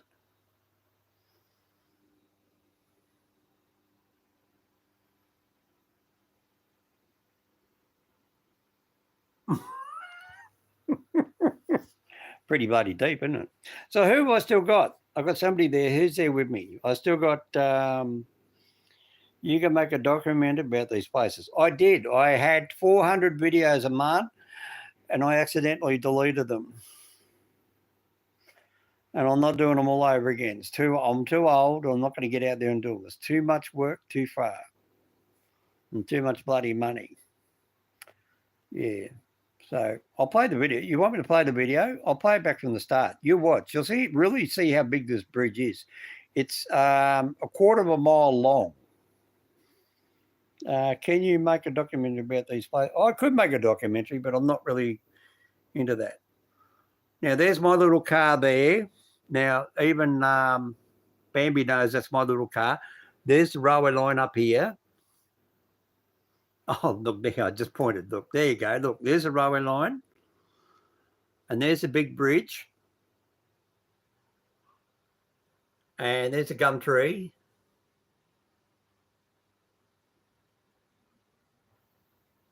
And I'm saying the ground there's still wet. It's just been flooded.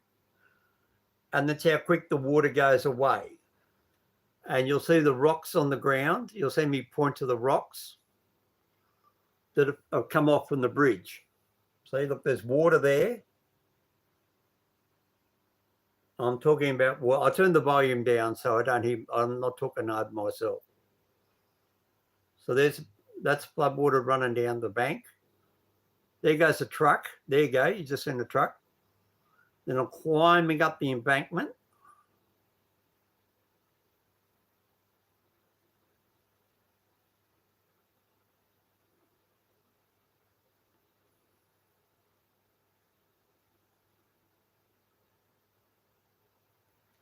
So there you go. That's what I did for a living for 5 years. I went all over the state of New South Wales, and all I did was inspect railway bridges and railway train tracks like this one.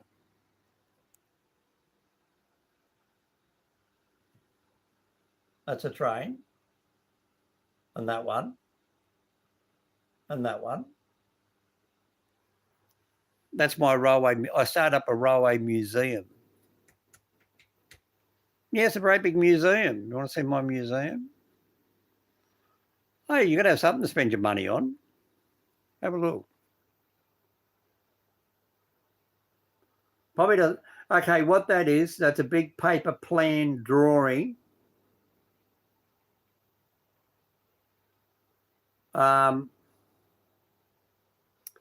It's a paper plan drawing of that railway station back in 1886. And that's a diagram that was in my office. And I took a copy of it and I gave it to that railway station. They put it up in the museum and they put my name on it. Yeah, they put my name on it. Yeah, in their museum. 900 kilometres north of Sydney. I did that back in 1995 when I done all the disused railway lines throughout the state of New South Wales. I had 26 railway lines. One railway line was 224 kilometres long.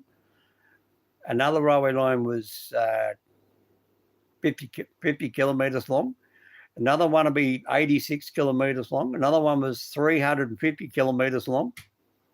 I went to go along every single bridge, every single level crossing, every single railway station, every single bit of whatever. I had to go find it. I had to photograph it. I had to document it, and I had to write it all down. Oh, man, didn't I get around? Here you go. Here's something interesting. This is the highest railway station in New South Wales. Well, come on. I'll turn the volume down. Here it is. I'll get the picture right just so it sets itself up. There it is there. I've got my finger on the picture.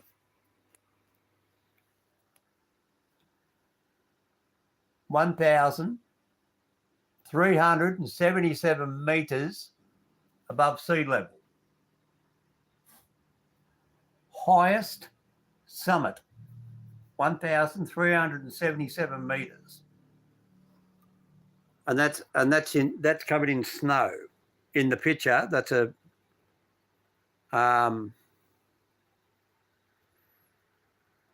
that's where I am.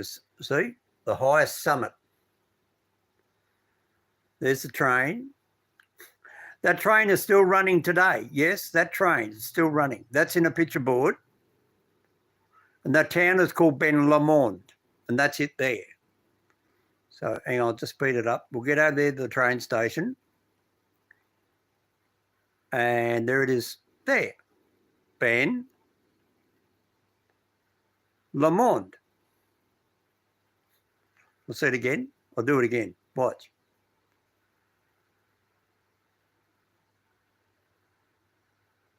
(4,473 feet above sea level. Ben Lomond. Lomond. See? No trains.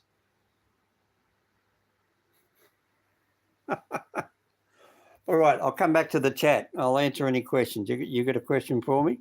You can make a documentary. Yeah, I know that. Right, okay. Any questions?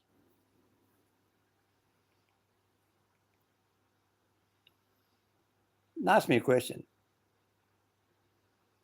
Did I enjoy it? Yeah, I did. Have a good time? Yes, I did. When I finished in a railway station, I went down the river and I went fishing. Yes, I went fishing. You know, you throw out your fishing line and you wheel in a fish and you cook it and eat it. Yeah, freshwater fish. Yep. All the water in New South Wales is crystal clear, clean water. It's not like America. It's not brown and dirty. It's clean and clear. Have any of you seen a Australian beach? You want to see a real Australian beach? Come on, type in, say yes or no. Do you want to see an Australian beach? How clean and clear it is. Here it comes. You ready? You want to see Australian beach? Quick.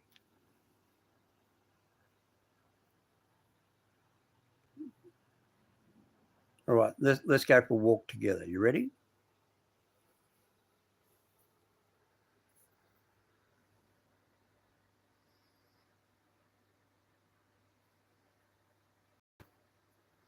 I don't have the volume on. Now, this is the walking trail, and this is what an Australian beach looks like. You walk down the beach. Now you think, oh, what's the orange thing? Well, that's where they put the lifeguard. So if you go for a swim, you go to drown. It's just a tree. That tree was there when I was a kid.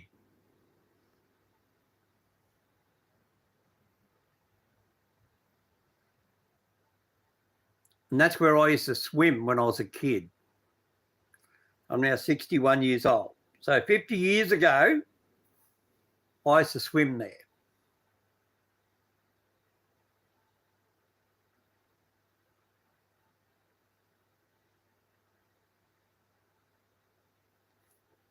You want me to pause it? I'll pause it. I'll get right down by the sand. Hang on, down by the water. I'll wait for the camera to zoom out a bit. Wait a minute.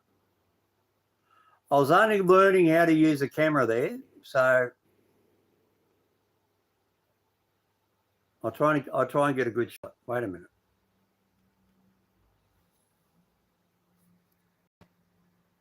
That's not a very good shot, but it's all crystal white sand. That's firewood. That's bushfire. We had big bushfires, and then after the bushfires went through, the burnt trees got washed in the river by a flood, and then they come down onto the beach, and then they sit there as driftwood. And then over a period of time, the ocean will come in and take them out, and they'll eventually sink down to the bottom of the ocean. And that town, Bambi, you got a pen and paper, Bambi? You can write it down, or if you want to write it down too. Who's there? I think it's a man, isn't it? Is the man that's there with me? Who's there with me? A man? Yeah, he's there. Right. It's called Hastings Point. Hastings Point.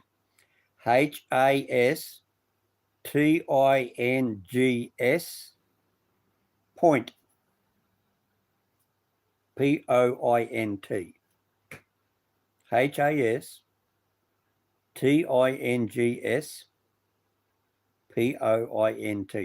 Point. And that's where that is. Yep, Hastings Point. Oh, there we go. Oh, hang on. Just had a good shot then. It's all white. Perfect. There we go. Look at that. White sand. There you go. Look how white the sand is. So there's the lifeguards.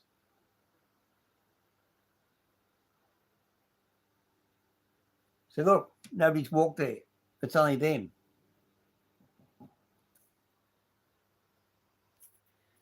There's nobody on the beach. Didn't you notice that? Oh, let me show you again. Look. Do you see anybody on the beach? Have a look. There's nobody there. So there's no people. Look.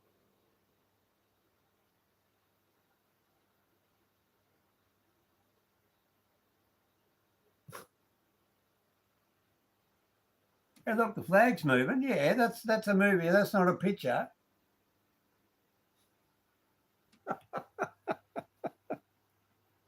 Yeah, there's no people on the beach. It's beautiful. Oh, there we go. Watch.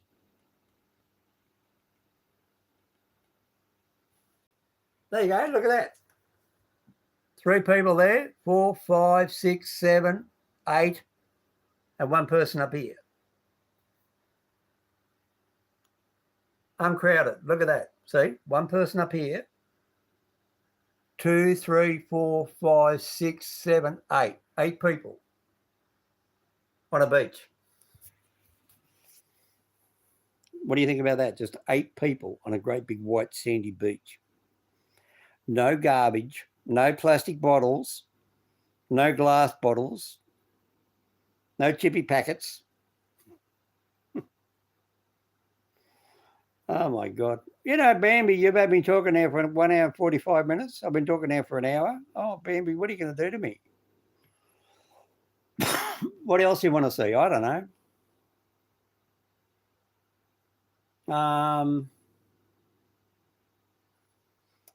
Oh, I know what I'll show you. This is something I bet you don't have, Bambi. I bet you Bambi over there in Belgium, you don't have a wooden charcoal fireplace in a toilet, do you? You know when you go to the public toilet in a railway station, do you have a charcoal fireplace? Do you have one there? We do. We show you. I'll just load it up. Hang on, here it comes. Do. You watch this. Here it comes now.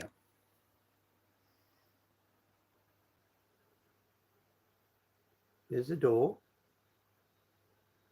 Big old ceiling. Big old. There's the toilet. And there's a fireplace. There's a hand basin. See, toilet window. There's a toilet.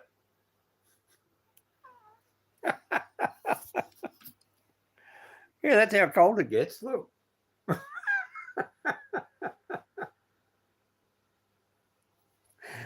Oh, mate, we've got some great stuff over here, I'll tell you. What the name of the town is called Murundi. Murrundi. Murundi. That's where that is. And very, very, a lot of bit of fun. Oh, sugar, hang on. I'll put that on again. You'll see what, oh, lost it. Hang on.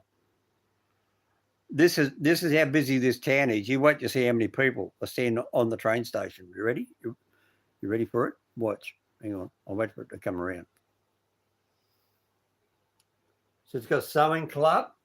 There's a clubhouse there. See, our railway stations don't have people in them anymore. No, we don't have a railway people anymore. No, you have a card.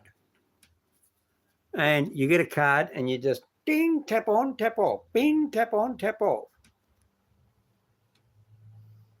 So what they do now, they turn all these railway stations into sewing clubs and art galleries. And I'll move the camera in a second. There we go. Look, see?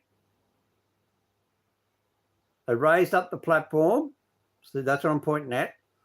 Because when the train comes in there now, they've got to be higher platforms. The platform was too low. Right? And that's what happens. See, because there's no railway people. There's nobody there. Look.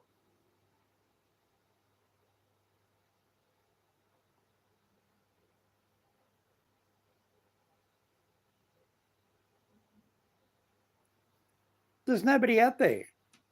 There's nobody catching trains. It's just, there was a pandemic. You know, nobody catches a train. There's no railway staff. You don't get on a train anymore and have people. I'll show you exactly what we use. I'll take you for a walk.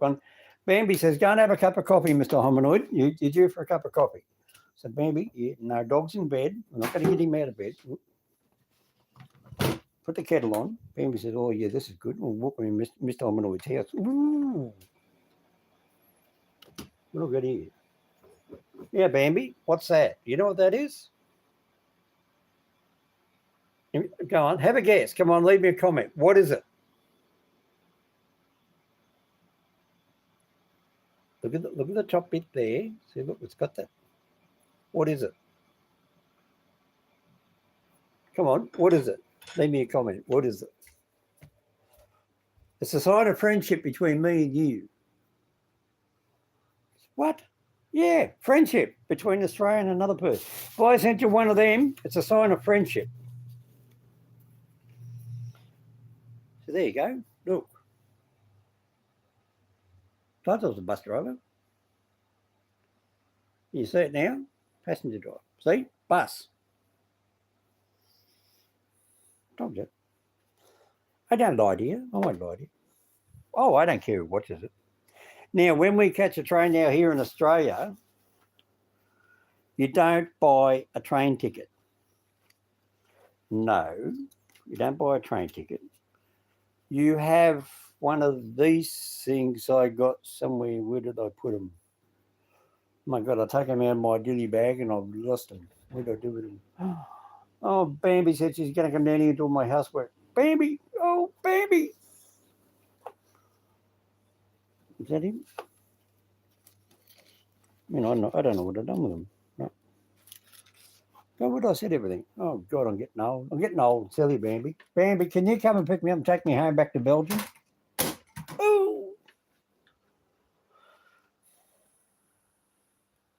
Oh, Bambi, your friend's here.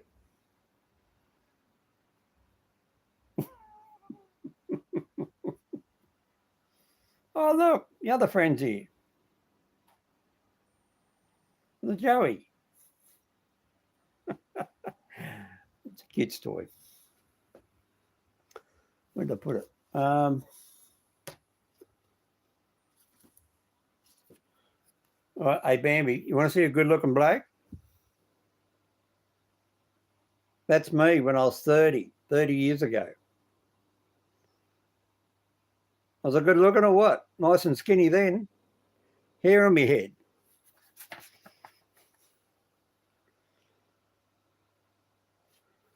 Where's the light?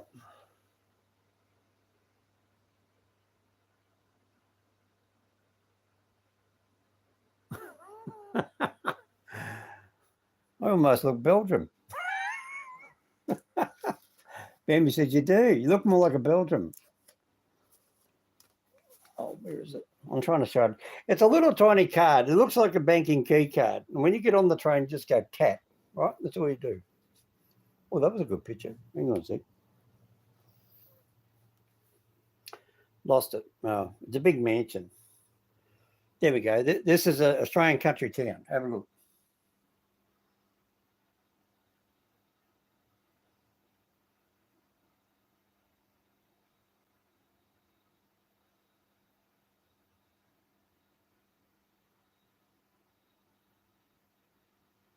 So it's a lot different.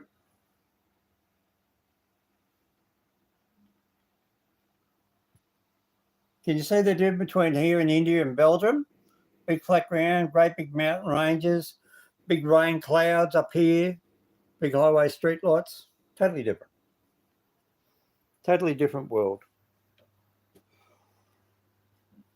Bambi, where'd you hide my coffee cup? Bambi says, yeah, I'll make you, what are you going to make me with my cup of coffee, Bambi? You're going to send me over a packet of biscuits? Packet of Belgian biscuits? No. Oh, goodness me. So come on, talk to me. Tell me something. Ask me a question. What do you want to know about Australia? Oh, it's a bottle opener. Yes, you got it right. And we've got a Russian person there. Australia is so lovely. Yes, Oman, it is. Hang on. I missed up the chat. I'll catch up the chat. Where was I? Oh, hang on. Oh, my God. Somebody's been busy typing. In the movies, Bambi said, thanks for helping. Tony Fowley says, hello again. Hope you are well, sir. Senpai said, damn. Done. Aman, okay, that's some hard task. Bambi said, yes, it is so. Aman says, we have somewhat similar bridges like that. Senpai says, okay, I've got to go. Evening run into kinder athletics. Kinder athletics or kinder athletics. Okay. So he's in athletics. You can make a documentary. That's okay, says Aman. Bambi says, you are not old. What, 61? Man says, oh, that's awesome. Man said, yes. Why are they working when nobody's there? Well, I'll tell you that in a second. That's about the train tracks. There's some people. Any videos of clear sea water? Oh, not really. I don't really film clear sea water. I didn't actually get that close down to the water because it was getting windy. Bambi laughed. Bambi said, I can sleeping there. Australia is so lovely.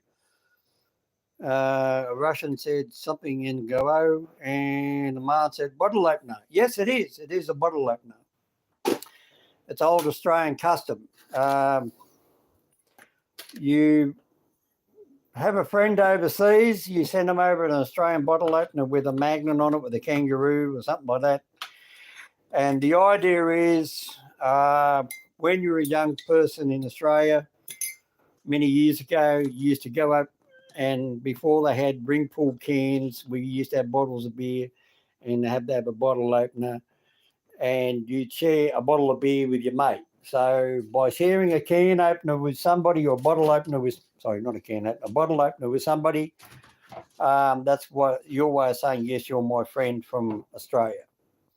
So I sent a couple of bottle openers to people overseas in America, and they said, we don't know what we're going to do with bottle openers. We don't use them anymore. And then I had to write to them and explain to them it's a sign of friendship.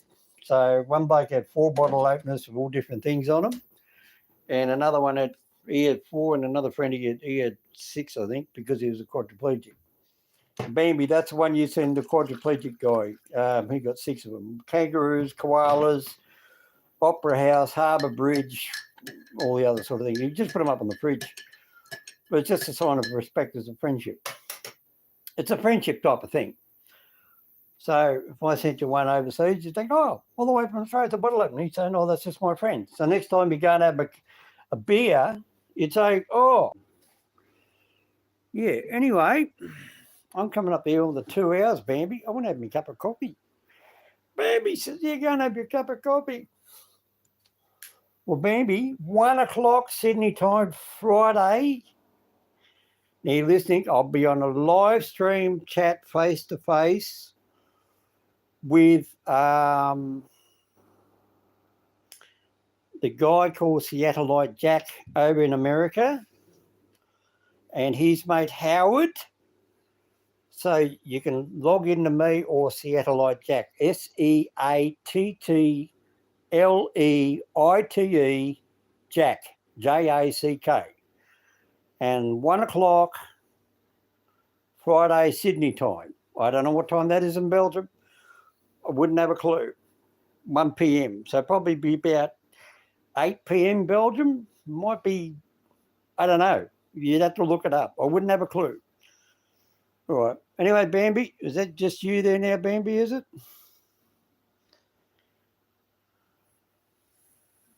Aman, is that you? Bambi said, I wait. Bambi says, I wait. I don't know. Somebody's gone. Who have I got? Who's still there? Somebody just talk to me. Who's there? Who have I got? Who's left? I'm about to say good night. That's why I was going to say good night to you. Good night, Bambi, and good night, Aman. All right? Aman, please like and subscribe to the channel. If that's you. If it's Bambi, good night. See you later. You're typing, are you? Quickly, you're going to type something? That's good. Oh, it is Aman. All right. Thank you, Aman. I didn't buy you a kiss. You might get, I don't know. You might get excited. See you later. Bye from Mr. Hominoid. Mr. Hominoid at Gmail. MRHOMINOID at gmail.com. See you later. Bye.